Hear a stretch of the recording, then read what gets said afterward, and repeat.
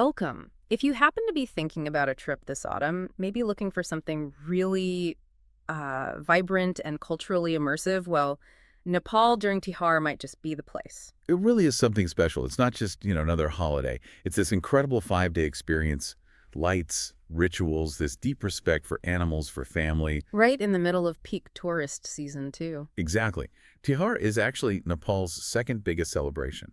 Shivaratri is the biggest, but Tihar is huge. Lots of people outside Nepal might know it as Deepawali, the Indian name, Ah, okay. but here it's Tihar. Or, for the Newari community who are indigenous to the Kathmandu Valley, they call it Swanti.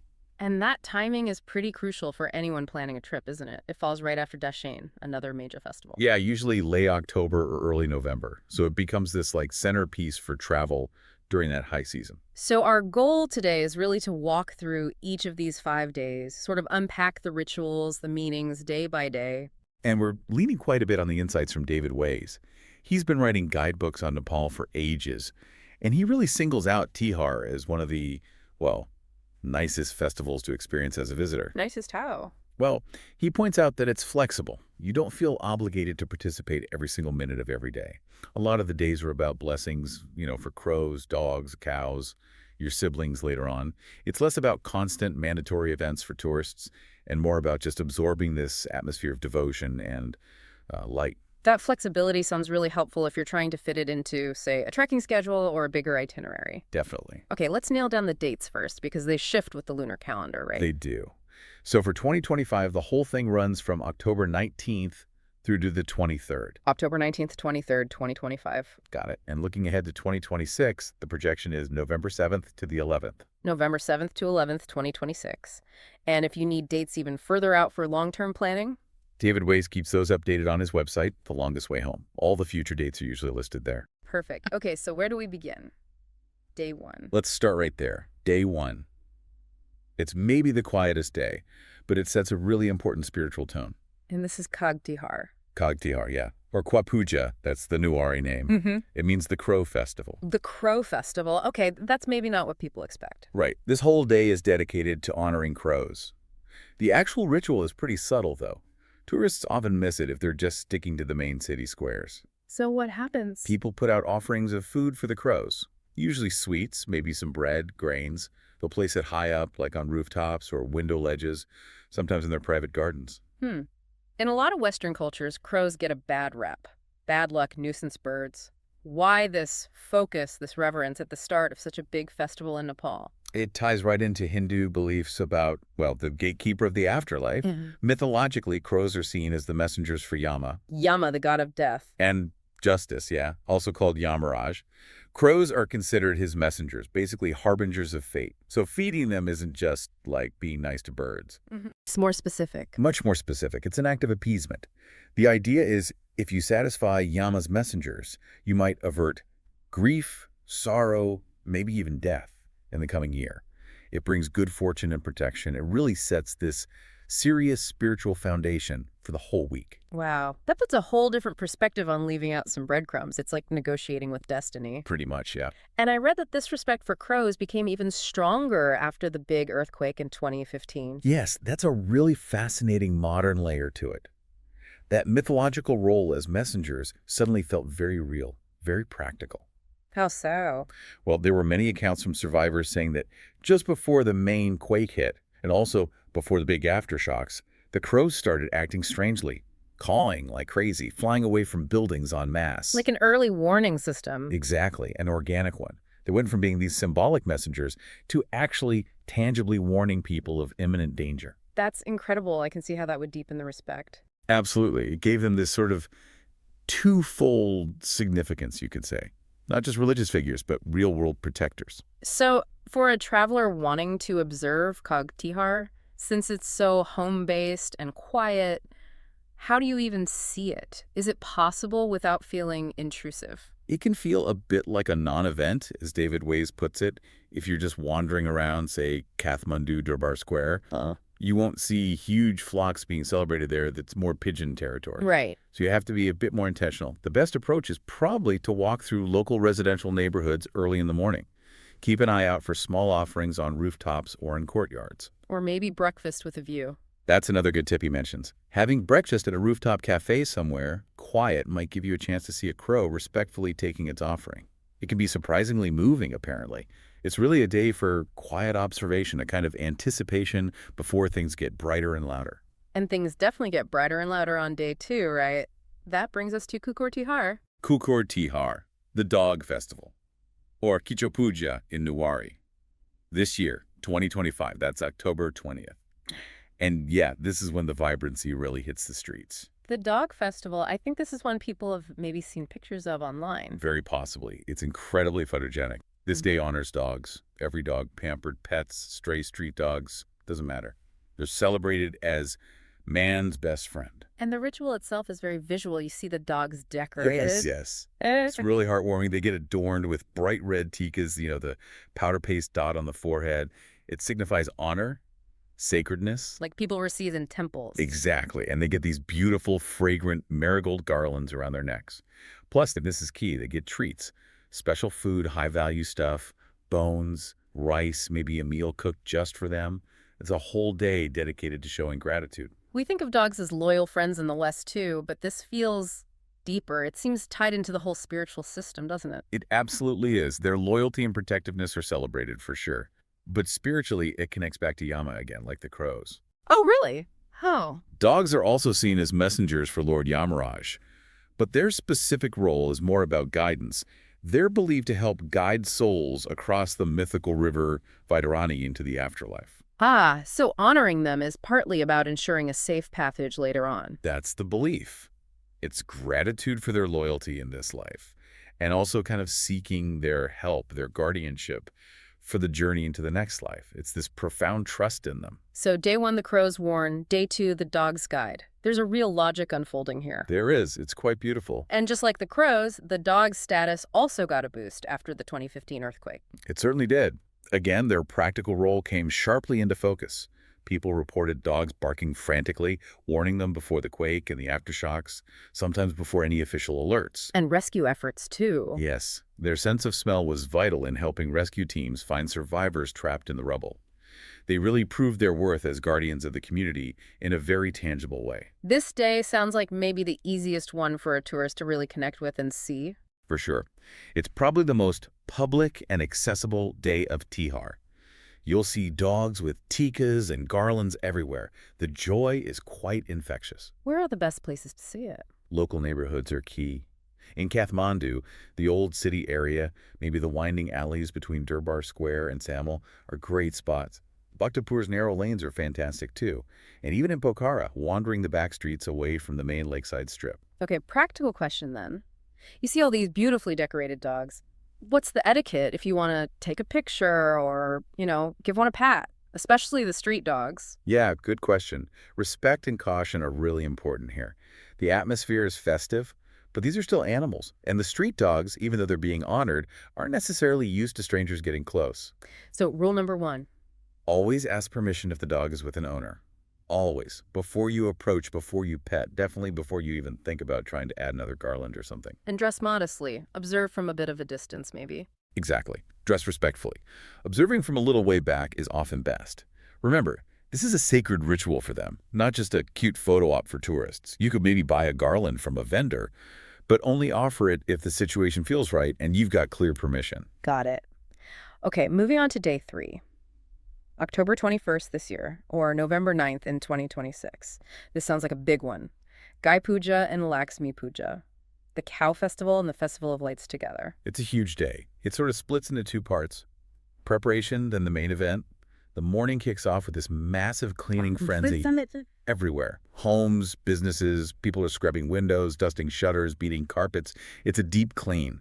But it's not just about tidiness. It's ritualistic. Yes, it's about making the home ritually pure, clean, and welcoming for Laxmi, the goddess of wealth, who is honored later in the evening. Okay, so purification first, then the decorations go up. This is where the lights start appearing. This is it. Marigold garlands are everywhere, strung across doorways, windows.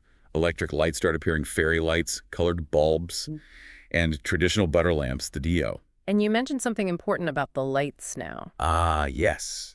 For anyone who remembers Nepal from, say, 10 or more years ago, they'll remember load shedding. Those scheduled, often really long power cuts. Right, that used to be a major issue. Well, largely due to infrastructure improvements and, frankly, tackling some corruption, load shedding is mostly a thing of the past, especially in the cities.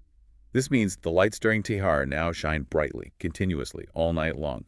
It adds a whole new level of brilliance to the spectacle that wasn't always possible before. That's a significant change. Okay, so before the evening lights really take over, the daytime focus is Gai Puja, the cow festival. Yeah. Why the cow? The cow holds an incredibly sacred status in Hinduism. They're seen as symbols of prosperity, wealth, life itself, Mother Earth, really. They provide milk. Their dung is used for fuel and plaster. Historically, it helped plow fields. They represent sustenance. So on Gai Puja, they get the royal treatment. Absolutely. Just like the dogs, they get garlands. They're given special rich foods. They receive red tikas. They are venerated. Is this easier to see than the crow festival? Where would you look? It's more visible, yes. You'll find cows being honored in various places.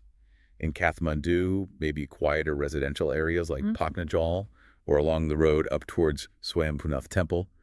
Poker's residential streets, too, away from the main tourist drag. And outside the cities. If you happen to be near farming areas, like around Chitran National Park perhaps, you'll see a very authentic version, with families honoring the cows that are essential to their livelihood. Then, as evening approaches, the focus shifts entirely to Laxmi Puja, honoring the goddess of wealth. And this is when it truly becomes the Festival of Lights. This is the absolute peak of the lights. Around 6 p.m. onwards, it just explodes. Every house, every shop front, temples, everything is illuminated. But the real artistic centerpiece is the rangoli. Ah, those beautiful patterns on the ground. Exactly. Intricate designs made right at the doorstep using colored powders, rice flour, flower petals, often incorporating candles or diyos within the design itself. They're stunning, temporary artworks meant to welcome Goddess Laxmi into the home or business. And there's a specific ritual with the rangoli to guide her in. Yes, that's the whole point. To attract Laxmi and her blessings of prosperity for the year ahead, many families will create a pathway of colored powder leading from the street right up to their door. Some even draw tiny white footprints, literally showing Laxmi the way into their purified, lit-up home. That's a lovely image. Where's the best place to just be immersed in all this light and artistry? David Ways really highlights Bhaktapur. Its ancient, narrow streets apparently create this incredible, almost medieval backdrop for the modern lights and rangoli. It sounds breathtaking. But Kathmandu and Thamel are still good spots. Oh, absolutely. Kathmandu Dubar Square, the streets of Tamil, Patna Square, they'll all be brilliantly lit and full of activity. It's just a wonderfully vibrant, infectious atmosphere as everyone lights their lamps and finishes their rangoli. Okay, day 4. This one sounds potentially confusing. October 22nd in 2025. It's listed as Gora Tihar, Mahapuja, and Sambat January New Year. That's a lot packed into one day. It is complex, definitely the most layered day. And you're right, there can sometimes be a bit of overlap or confusion. Maybe some families still doing cow-related rituals if their specific timing differs slightly. But yes, the main focus is generally on the ox, the earth, and the self, plus the Nuwari New Year. Let's break it down. Gora Tihar, the Ox Festival. After honoring the cow, now it's the ox's turn. Correct. Gora Tihar recognizes the ox as the symbol of agricultural power, the strength needed to till the fields. So, similar rituals, garlands, special food offerings like roti flatbreads. But finding an ox in Kathmandu might be tricky these days. Increasingly so, yeah. As cities grow, oxen are less common. So often you'll see bulls being decorated and honored as a substitute in urban areas, just to keep the tradition alive. And connected to the ox's work is Govardhan Puja, honoring the earth itself. Exactly. Govardhan Puja honors the mythical Govardhan mountain, which Krishna is said to have lifted. But ritually, it's about giving thanks for the earth's fertility. It's mostly a household ritual, quite private. How do you do that? They usually make a small mound out of cow dung, symbolizing the mountain, and decorate it with flowers, garlands, maybe light lamps around it. It's a direct thank you to the land that provides food and sustains life. Very grounded, very ecological in a way. Then we shift from the earth to something much more internal. Hafuja. This sounds fascinating, worship of the self. It really is one of the most profound parts of Tihar and very specific to the Nuwari community. Mapapucha is this intimate, private tradition focused on self-reflection, purifying one's own body and spirit, and kind of renewing your inner self. It's about recognizing the divine spark within each person. Worshipping your own soul. How is that done ritually? Families create these incredibly detailed mandalas on the floor, called Ashtamangala mandalas. They're not just pretty patterns. They're complex cosmic diagrams made with colored powders, rice, flowers, sometimes fruits. The family members sit in front of their personal mandala. And what happens then?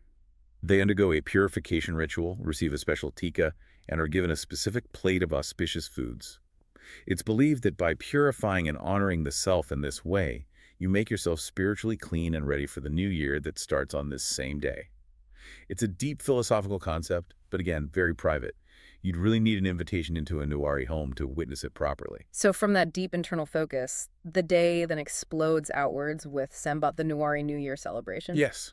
This is the big public part of Day 4. It marks the start of the Nuwari calendar year, the Pul Sambat. For 2025, it would be year 1146, actually. It's celebrated during the daytime with big parades. Parades with music and traditional dress. Absolutely. You'll hear the distinctive rhythms of traditional Nuwari drum ensembles, see people dancing, and many participants will be wearing stunning traditional Nuwari clothing. It's a vibrant assertion of their cultural heritage, the heritage of the people who built much of the Kathmandu Valley's amazing architecture. And David Way suggested some places are better organized than others for seeing these parades. He did. While you'll find celebrations in the main squares like Kathmandu and Patan Durbar squares, he specifically recommends Bhaktapur Durbar Square. He feels they often have the best organized festivities, really showcasing the traditional costumes, music, and dances against that incredible historical backdrop. Sounds like Bhaktapur is the place to be for that. And then, as the New Year parades wind down in the evening, something else starts up. The kids take over. It's a tradition of Dusi or Bailo. Groups of children, often in little gangs of maybe 4 or 5, go door to door or shop to shop. Like carols singing. Sort of, but maybe a bit rowdier. They sing special Tihar songs, dance a bit, sometimes do chants or shouts, and in return, homeowners and shopkeepers give them small amounts of money, usually just a few rupees, maybe 5 or 10 per group. It keeps the festive energy going well into the night. It's quite chaotic and charming. What a packed day. Okay, finally, day 5. Bhai Tika. The last official day, October 23rd in 2025. This one sounds very personal. It is. Bhai Tika means brother's Tika, and it's the emotional culmination, focusing entirely on the bond between brothers and sisters. It involves rituals, food, gifts, all meant to reinforce their relationship and ensure the brother's long life and prosperity, with the sister acting as the protector. And you mentioned the rituals vary quite a bit between different groups. They do. The core idea is the same, but the specifics can differ noticeably between, say, Hindu Brahmin or Kshetri families and Nuwari families. Let's look at the Hindu version first, which usually happens in the morning. Yes, often timed very precisely based on astrology. For example, one year it might be exactly 11:55 a.m. The sister prepares a sacred space. The brother sits, and she starts by purifying the area around him, usually pouring a circle of water to ward off bad luck or evil influences. Then the blessings begin. She anoints him, usually a little mustard oil on his head for clarity, they say, and in his ears for wisdom. Then she might sprinkle flower petals or dried rice over him. And the main event is the tika itself. The famous 7-color rainbow tika. She carefully applies these 7 different colored powders onto his forehead, often using a cut piece of banana leaf as a guide. It's a powerful blessing for longevity, health, protection. After the tika, she usually feeds him a spoonful of fresh yogurt or curd for good health. It sounds very focused and symbolic. Yeah. And the brother then reciprocates. He does. His part is usually simpler. He'll apply a tika, often just a single color, onto his sister's forehead. And then he gives her a gift, maybe money, maybe jewelry, or some other present, to show his gratitude for her blessings and his own promise to protect her. Okay, now how does the Nuwari version, Kija Puja, differ? That happens later in the day. Usually in the afternoon, yes. And it tends to be more elaborate, reflecting some of the deeper Nuwari traditions, maybe even some tantric influences we touched on with Maka Puja. More elaborate how? Does it start with mandalas again? Often, yes. The sister might create those intricate Ashtamangala mandalas on the floor again, one for the brother, maybe one for a household deity. And sometimes there are specific chants recited during the preparation. What other elements are different? A water purification and oil anointing happen, but there are key additions. She applies the 7-color tika, but also gives him a special garland called makamali. It's made from globe amaranth flowers, which don't wilt easily, symbolizing longevity. Long-lasting garland for long life. Exactly. She might also give him a colorful cloth necklace for luck. There's often incense involved, maybe waving a lit oil wick. And a very distinct part is the food offering. Different food. A specific small plate with 5 key items. Usually a hard-boiled egg, some yogurt, fried meat, like mutton, maybe fish, and beaten rice, kura. The brother has to eat a bit of this symbolic offering. Then he gets a bigger plate with fruits and sweets. That five-item plate represents wholeness and family prosperity. It sounds incredibly detailed. What happens if someone doesn't have a brother or a sister? This seems so central. Do they just miss out? No, the tradition is quite adaptable and compassionate. If you don't have a sibling, a cousin can step in, or even a very close friend can act as a substitute brother or sister. That's good. And even more touchingly, for people who might be completely alone, without any family nearby, there's a special provision. The main priests at the Rani Pokhari temple in central Kathmandu. The one on the island in the pond. That's the one. It's usually closed to the public, but it opens only on Bhai Tika day.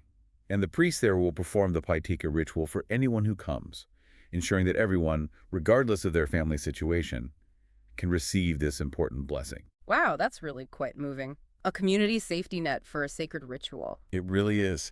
So for travelers, given how personal this day is, participation really requires an invitation, doesn't it? Absolutely. This isn't something you can easily observe from the sidelines, unless perhaps you're visiting Rani Pokhari. If you happen to be staying with a Nepali family or have made close friends, you might be invited to witness or even participate.